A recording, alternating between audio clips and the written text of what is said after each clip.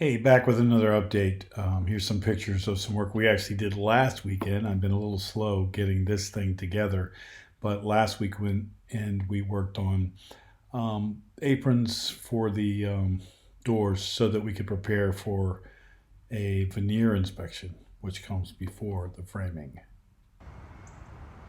Because the veneer inspection involves getting the doors in and properly taped and such, we decided that if we were going to do that, we'd go ahead and put aprons in, concrete aprons in, for all the doors and for the big garage doors, so that we would have everything set at the correct height, and then we could join that with the slab inside later on. So we went about building forms yesterday, and we got most of that done. Actually, we got all of it done.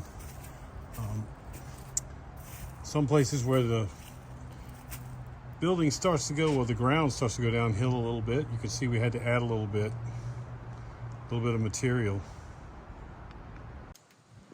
When we got around to the other end of the building, to the back door, where the slope is the greatest, we had to make a little pile to get it so that we would be able to have a slab poured in there and have the undergirding fill not fall away from it, which also tells us that we're going to have to do some fill stuff for the rest of the slab when we go to finish putting the gravel in. The big mistake that we made, though, was we got a little ahead of ourselves. We built all of our forms for the people doors, and then we moved on to building the forms for one continuous apron to go across the entrance to both of the big garage doors, the 10 by 10 foot garage doors. We got all finished and we were happy with ourselves when we noticed something. You see this big orange monstrosity behind me? That was still inside the building. Yeah, that lift was still inside the building and parked right back there. And so we looked at each other and said, wait a minute, how are we going to get that out? And we said, well, we could pour the concrete, but then it's probably going to have to cure for at least 2 weeks before it would be strong enough to drive this over the top of it. So our solution was to actually cut out sections of the forms, lift them out, drive the machine out, put them back, put scabs on to close the joints back up. And so we're back to where we were. But now what we'll do is this week, because the weather's actually supposed to be pretty nice, is we're going to do the boxing for the soffit here on the front and the back.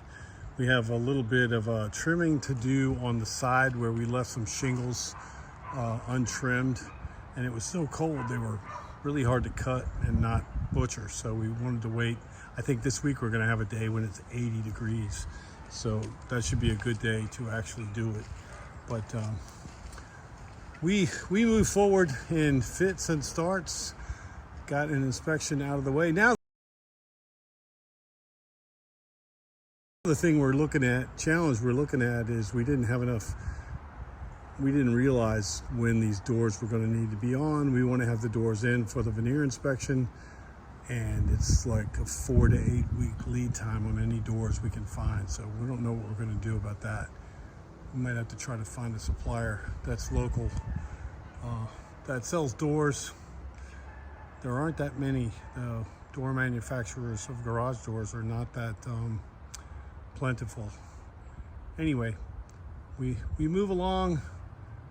We made progress, but we had a wrinkle in the timeline. Anyway, stay tuned. Come back with another update and show you what we've done next.